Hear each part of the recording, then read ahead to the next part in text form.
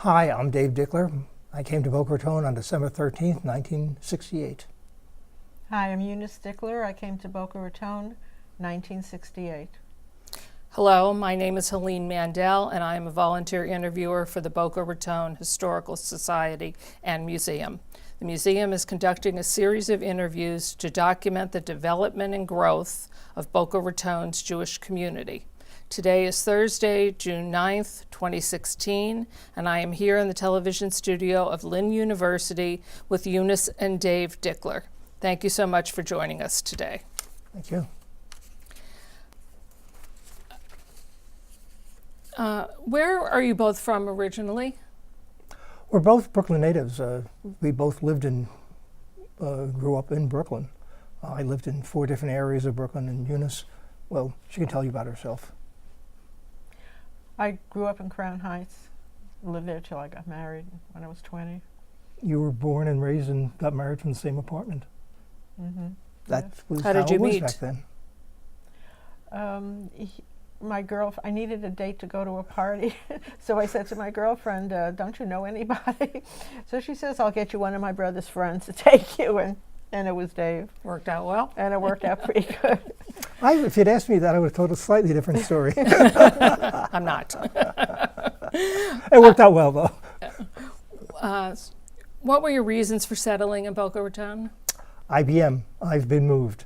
I joined IBM. I was a CPA by training, worked for roughly 5 years as a CPA in Manhattan, and then decided we moved to Westchester, and I was just doing too much traveling as a CPA. So I drew a circle of 25 miles or so around where I lived, Westchester, and I said, I want to find a job in this area. And IBM was one of many manufacturers that had headquarters there, and IBM hired me. I spent 2 years in Westchester and White Plains, basically, with the IBM. Then I moved to San Jose, California for a year, and then to Boca Raton for what was going to be a year and ended up being a lifetime. What was your first impressions of Boca Raton when you moved, and how did it differ from what you were accustomed to? It's a lot different than New York City, especially then. There were only 10,000 people. There were only 13 Jewish families, and it was quite different. To me, it looked rural, although it wasn't really rural. And they were all older, retired people. What had you heard about it previously? That it was a nice place to live, near the water. There was I wanted to continue my education. There was a university like right across the street, and it was a very nice place. Turned out to be very nice. We had different perspectives on that. I was very concerned about moving to Boca Raton. I was concerned the town was a very small town. It did have a university, but it had a university that was basically a sign and some leftover buildings from World War II. It was in Georgia. It was in Florida. Florida is not a nice place for Jewish people to go. There were isolated islands of Jews in Florida, but Boca Raton was not known as being one. And our experience initially was both good and bad along those lines. Some reinforced it and some disproved it. So what experiences did you encounter with anti-Semitism? Oh, not necessarily anti-Semitism. It just sets your whole mindset. We're excited about moving to Boca. We had been looking forward to it. We had planned it for roughly 3 months, I think. My wife had our son Lyle was just born in California. We waited about 5 weeks, I think, until he was old enough to travel, and that's when we moved here. But I was internally wound up like a drum by moving to where the natives are, and did not expect it to be a good time. My first phone call, I worked for IBM. We, in fact, didn't even have offices then. The plant, as we know it, did not exist. Everything was off-site somewhere. And my first phone call rang roughly this conversation, very close to this conversation. Ring, ring. Hello? Remember, I'm at my desk at IBM, first phone call. Are you Dave Dickler? Yes, I am. Do you just move here from New York? No, I moved here from California, but I was in New York before that. Are you Jewish? And then I said to him, what the fuck is it of your damn business? And Harry Michel responded the following words: we need a minion. Which proves God has a sense of humor.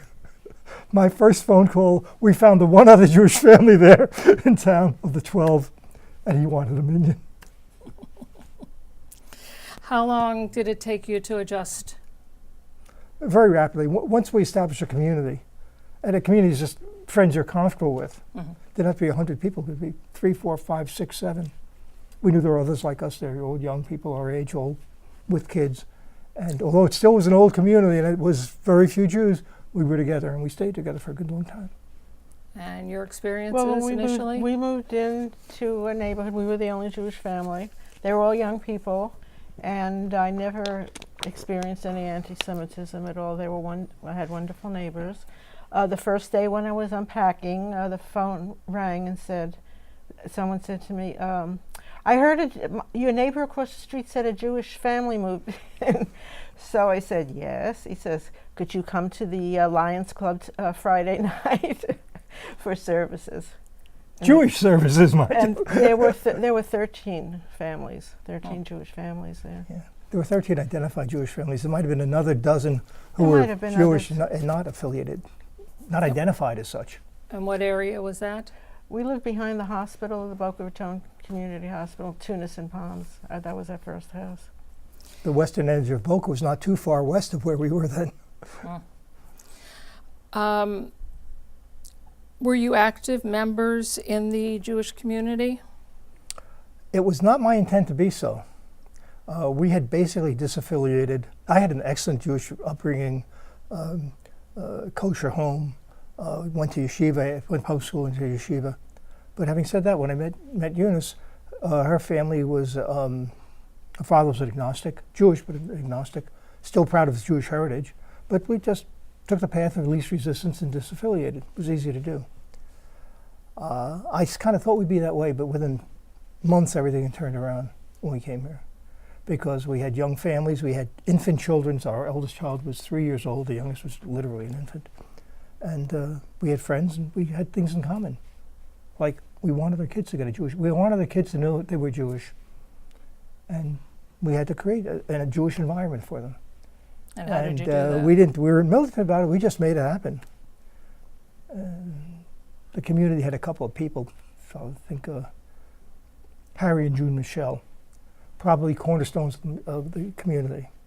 Not wealthy, both hardworking, middle income. Harry worked for IBM. June, I don't believe, worked outside the home. Maybe she did, I don't remember. But they were active in everything Jewish. And they knew how to organize things and how to get things going. And personally, I think they were the catalyst that kept us together early in the early times. What do you think about that? We actually had Sunday school here at Lynn University. At that time, it was called Marymount College, and I was a teacher, but I had never taught religious studies. And, you have to teach Sunday school. So anyone who had any teaching experience had to teach Sunday school. So we had our classes here at Marymount, which now is Lynn University. Yeah, it was kind of an interesting story about the peregrinations of the Jewish community. We didn't have a synagogue. Lions Club, I think, was met at the Lions first Club. place was the Lions Club, which is a big rectangular room. When a bunch of guys got together and they rented it out to us. And basically an empty room. We had a couple of chairs and eventually created what we'll call services. We had Len Harris might have been there. If not, he came soon. Len Harris He was like our lay rabbi, the if you lay will. rabbi. So he was a spiritual part of it. Not a leader, but a service leader, if you will, for sure. And it was kind of cool. But gee, I'm trying to remember the sequence. We went from the Lions Club. We didn't get thrown out of there. We just needed a better facility. You can't have one big room with kids going up. We went to The church on 12th Avenue. yeah, that was then the Moravian Church on 12th Avenue. It's since changed hands. They were extremely hospitable to us, and at every level, the religious community of Boca Raton was very receptive to us. So my concerns just went away. I just no longer worried about it. You know, there was still anti-Semitism. You bet. It was just out of the 60s and 1970s. The world did not change because we moved to Boca Raton. But Boca Raton, particularly our community, were a bunch of young, recently married, 5-year, 10-year people with young kids, and we had, lives to live, and we didn't go with the old anti-Semitic attitudes and the racial bias against black people and so forth. It was a much more liberal group than you'd think. I think IBM contributed to that a lot because IBM moved in what became eventually 10,000 people, but it came dozens at a time. And they were all on the younger side. They were all on the well-traveled people, well-educated people. And hate didn't sit well with us. If you were young, you either worked for IBM or the hospital or at Florida Atlantic University. There was, and everyone else was retired. It really was. It was exactly like that. Well, our first week in town, a couple of weeks, we stayed in an apartment. First in a hotel, then in an apartment in town while our house was being built. And Eunice and I went to the best restaurant in town on Federal Highway. Not really, but a nice family kind of restaurant with our two little children. Again, one probably then 2 months old, and the other 3.5 years old, doing the kind of things kids do. And we walked into the restaurant, and dead silence fell on the room. The room was filled with gray heads, much like mine today, by the way. Amazing how your hair hasn't turned gray. And boy, we really felt out of place. That wasn't anti-Semitism. That was called, it's a town filled with retirees. What the hell are you guys there with your noisy kids? Oh, they got diapers with them. It was terrible. Royal Palm used to close during the summer. The stores closed for the summer. The year we moved here was the first year that they stayed open through the whole summer. Royal Palm was the shopping center in town. The Pink Plaza. Yeah, it's now gone. What kind of a Jewish education did your children get? Oh, they were bar mitzvahed at Temple Beth El, both of them. In fact, my older son, Bill, he was either the first or the second bar mitzvah that Rabbi Singer did. So that was a long time ago. And my grandson was also bar mitzvah there about 5 years ago at Temple Beth El. And both kids, both our children, went to Israel and visiting. And we took our grandchildren. Those were their bar mitzvah gifts, among other things. A trip to Israel. It went over very well. Can you tell us how you became involved in Bethel? I got sucked in. It was that damned Harry Michelle. That is what we didn't get for $1 million. We got involved very rapidly. We were young couples, dozen, then became 2 dozen, then 3 dozen, and then it slowly grew after that. We all had kids, and we had common interests. We had a social group, absolutely, and the synagogue, or the Jewish, we didn't have a synagogue, but the synagogue we called the Jewish congregation. What do we call it? We were called Boca Raton Hebrew Boca Raton Congregation, Hebrew and then Congregation. we changed the name when we built our own building. Yeah. The Boca Raton Hebrew Congregation was a name. We didn't even have a permanent place. If you wanted to put the textbook somewhere, you had to say, gee, where are they going to be next week? Because we went from the Lions Club to the Moravian Church to Marymount, which was here. We had a traveling rabbi, Rabbi Frager. Frazen. Bob Frazen, F-R-A-Z-E-N. Barbara Frazen. He's still in South Florida. He's not gonna. When I last spoke to him a good decade ago, he had a congregation in Fort Lauderdale and Hollywood. Yeah. Rabbi Frazen used to come for the High Holy Days. He traveled around to different Where congregations. was the first building for Bethel? It only had one building. I mean, So it grew the Well, it was building. the Lions Club when we moved here. Then we moved into the Moravian Church, and then we moved into the building on 4th Avenue. Moving, in other words, We built they the let us building rent on, a room or a little space there. We're Still growing. yeah. In fact, I just remember the first incident of anti-Semitism I remember, and there were very few of them. I'm sure there were many of them, but time heals those kind of wounds. You choose not to remember them. It was here. Not in this building, because this building didn't exist. What's her name? Sister Delacroix. This was then a Catholic college, and Sister Delacroix could not have been more helpful and more kind to us. Absolutely. She made her facilities available to us. She talked to us, not lecture, but would talk with us, and, how things are going, can we help you in what way? And we had our Sunday school here in real classrooms for, I think, the Moravian Church also had real classrooms. But it was nice. We thought we could be here for a long time. But funny things happen. You show up on Sunday morning and the classrooms are locked. First time it's an oversight. The second time it's an oversight. The third time, Sister Delacroix got a hold of the maintenance man and explained to him that these Jewish people are here because we invited them and they're God's people. And Jesus was Jewish and stopped screwing around. And we were there for 2 or 3 years, I recall. Mm-hmm. Very nice. And how did your involvement, you eventually became president of the congregation? Yeah, the congregation continued to grow rapidly after a couple of years. It never did not grow. It only got bigger. What year was it that you said 1967? 1968, December 13th. Okay. I remember the day because it was my birthday, and I drove my car through a plate glass window that way. That day was memorable. He was president when he actually hired, didn't you hire Rabbi Singer? What was that? I hired Roseanne. Rabbi Roseanne. I'm sorry to say. Rabbi Roseanne. And then who was year? our first real rabbi that we had on a permanent basis. Rabbi Fraser was marvelous, but he was a circuit rabbi. He covered the islands, Bahamas, so he might visit you once or twice a year for a service, and it was great that he did. What year did you become president of the congregation? Oh boy, we'd have to look that up. But I was probably the third president, I think. Harry Michaud was president before me. Danny Gilbert was president after. Maybe 73. Yeah, something like I don't that. remember. Certainly How long were you within 5 president? years of getting there. Several years. And- Well, I was president until we reached stability.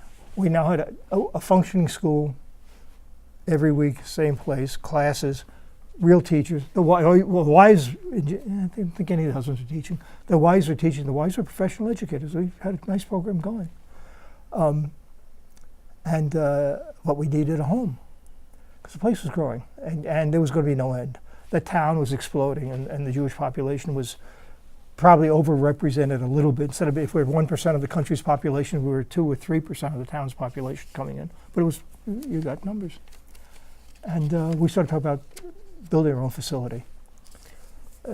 We had 50 families when we started the our own building. We started raising Temple money. Bethel. Yeah. And it was, the reason I gave up the presidency had kind of to do with that 50 families. I worked for salary, I mean, a nice salary, but I worked for salary. Eunice was extremely busy. She just started a business, Well, was raising 2 kids came here and going with for a a master's. 2-month-old. And I was going to FAU to finish. It was busy. It was a busy time. She was a real super achiever. But there was an active sisterhood with Temple Bethel, and we got together a lot. It was a very close, small community. It was like a small town. Everyone knew everyone else, knew what you were doing. You couldn't do anything without everyone knowing. It was a different feeling than it is today. Yeah. Different than New York. Yeah. We came to realize we had to build something. We needed serious money. Even 40 years ago, construction was, we were talking about millions of dollars. I wasn't the right guy to raise $1 million because I couldn't reach into my pocket. I couldn't ask you to give $1 million, $100,000 if I couldn't do something. And the something I could do is not a $100,000 thing. So other people took over the fundraising and became president. It was great. So we stayed active, and Temple Bethel just started growing and growing. It started small, and it was a beautifully architectured building from day one. It was designed for the future. It was very well planned out. And as I sit here 40 years later looking back, I see this beautiful facility they had. You can still see the core of the first building they built in there. It really was done right from the beginning and then just logically expanded over the years. Very nice. What would you say was your largest contribution or the most important thing that happened during your years as president? Definitely getting the community serious about we're going to have to build a building. We've been renting in churches and living off the kindness of others, but if you really want to grow, and we recognize that there was growth in the community of the Jewish community, growth in Boca Raton for sure, but growth in the Jewish community far more than growth in Boca Raton. We had to do something, and I led a large active debate at the board meetings on, gee, do we just build, we can afford to, we can build a little 100,000 building then for $100,000, a little square room, just like we've been renting. And I said, we really need a synagogue. And when you have a synagogue, if you build it, they will come. Never thought of that phrase, but it absolutely was true. As soon as people As soon as we started having our first class off-site in the Lions Club, which was a dump, it was what was available, Jewish families started coming out of the woodwork. And then we went to the Moravian church, where it looked like a place you could have services in. I mean, it was a church, but they had class. More came. We had classes there, and it looked like a synagogue, a building. And then we moved to Marymount and so forth. It was always getting bigger and better. Once there was a synagogue with a religious school, then you had more families coming. There was a reason for them to settle in Boca Raton instead of going to Fort Lauderdale if they came to the area. Yeah, And how many years religious did school you? was a strange magnet, because a lot of non-religious people like ourselves came because of the religious school. It was a center. There are Jews here, they have a school. That proves they're here, they're real, and they're permanent. How long did you teach Sunday school? About 2 or 3 years, I think. When you look at Boca Raton or South Florida in general, what do you believe is the big appeal to South Florida? Now, the weather.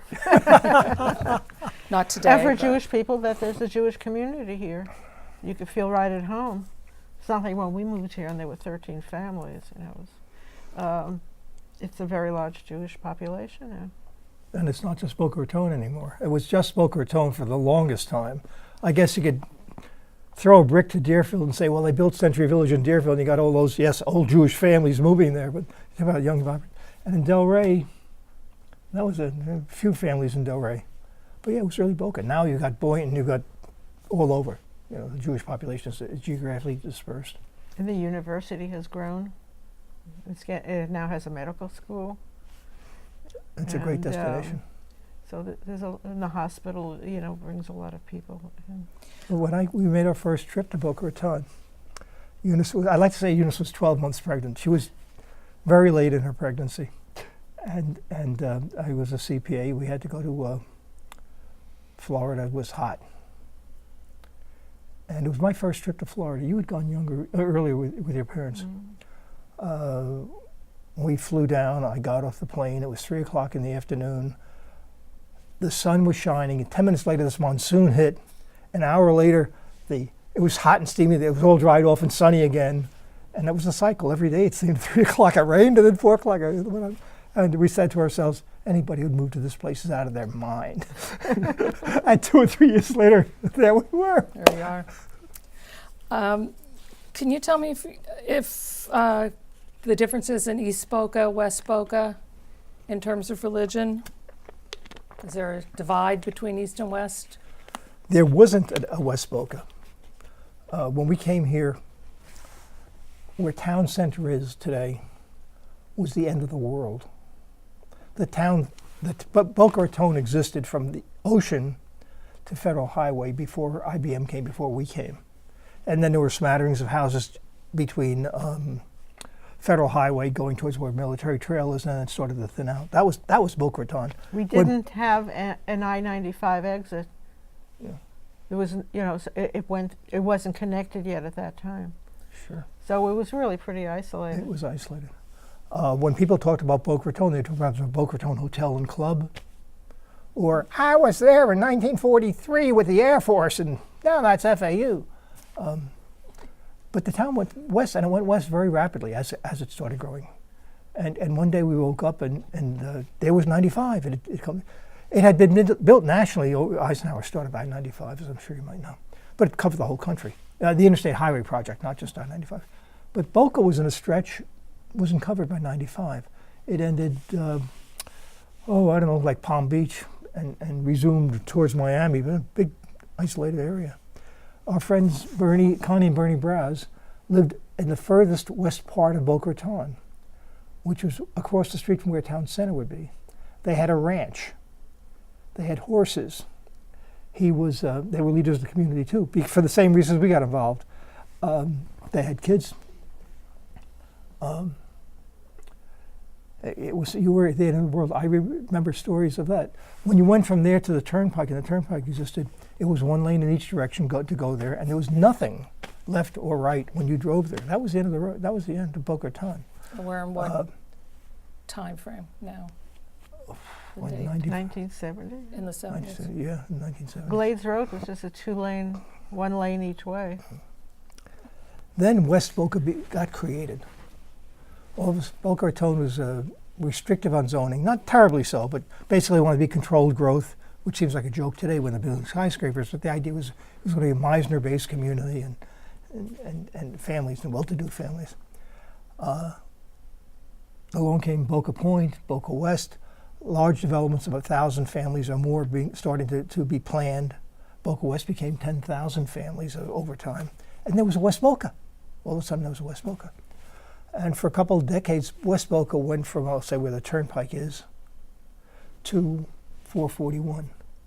And beyond 441 was the Everglades. I mean, it was the Everglades there. If you went 3 blocks in, you were covered with mosquitoes. If we wanted to go to 441, we either had to go down to Hillsborough Boulevard to go west, or go up to Glades Road and take the 2-lane road to go west, because Palmetto Park Road ended at 12th, where that Kmart is. That's right. It ended there. That was You've seen a lot of changes. I've seen a lot of changes, and I like it, because I used to have to go down to Fort Lauderdale to Searstown to get pajamas for my kids. Diapers. Now I have a Saks Fifth Avenue and a Neiman Marcus right around the corner. Are your children still living here? One lives in West Boca, and the other moved to Atlanta. What are your thoughts on the future of the Jewish community in Boca Raton? What do you think is going to happen? Well, the Jewish community in Boca Raton is way beyond Temple Beth El. Although Temple Beth El is to all people in the area the symbol of the Jewish community. There are probably half a dozen other synagogues in town, probably more if I thought about it, running the range from Orthodox to conservative. And then, actually, Bethel may be the only Reform game in town. I don't think we have a Reconstructionist yet, so it's probably as far left, if you will, as they go. Did I say God has a sense of humor? My first phone call at IBM just proved it. The second example of God showing his sense of humor was when West Boca was getting created. We didn't want to move there. But a lot of people were moving west, and I said, it's the Everglades. I mean, who the hell's... We're only 3 miles from the ocean here. Who the hell wants to go, 10 miles in? And all of a sudden, these houses are all built up. Decades pass, our kids go off to college. We no longer leave the big house we raised the kids in. We're going to move to West Boca, which is now an old established community. It's been built for 20 years, still expanding, but built. And we found Thornhill Green. We liked it. It was a lovely community. We bought a small house on a lake, 3 bedrooms, 2 baths, great place to retire, enough lawn to enjoy ourselves and a nice view. And God has a sense of humor. That became the center of the Boca Raton Orthodox Jewish community. And by the way, without our help at all. In our immediate community, we have 103? We have 104 houses, but they all live like around the circle, around Montoya Circle. Mm-hmm. And it's a very big, active, growing Orthodox synagogue with a mikveh. More than 1,000 families, I'm sure. And we are within walking distance of the mikveh in the Orthodox synagogue. And in our immediate community of 100 houses, or 104 houses, I think there are maybe half a dozen non-Jews. I'll go even further than that. Counting non-Jews and lightly affiliated Jews such as we are, there are 10 of those. Everyone else is a large family of Orthodox Jews of young age with 4 kids going on 6 or 10. Our houses are getting bulldozed down and trebled in size with lots and lots of bedrooms. It's an Orthodox Jewish community. And I didn't know that. So when I go out on Saturday to wash my car and all these people walking to shul look disapprovingly at me, it just proves God has this humor. And Eunice, your thoughts about the future of Boca Raton? It's getting more Orthodox, well, from where I lived, and less Reformed. But we're here, the Jewish population is here to stay. The 3rd largest Jewish population in the country, I've been told. And it's a wonderful place to live. Yeah, we have Jews migrate out of Boca Raton, but they're going to another community adjacent. So Boca Raton has since expanded going north to Delray. Boynton Beach is the current center of the universe there. And if you skip north another 20 miles, you've got Jupiter. But we want to put to go play bridge at a bridge tournament in North Palm Beach. And I was astounded. There was a huge Jewish JCC facility there, much bigger than the JCC in Boca. Maybe the same number of people, but a huge acreage. They'd done it right. And then Boca's got a very huge JCC. All right, thank you very much. We appreciate your participating. Thank you.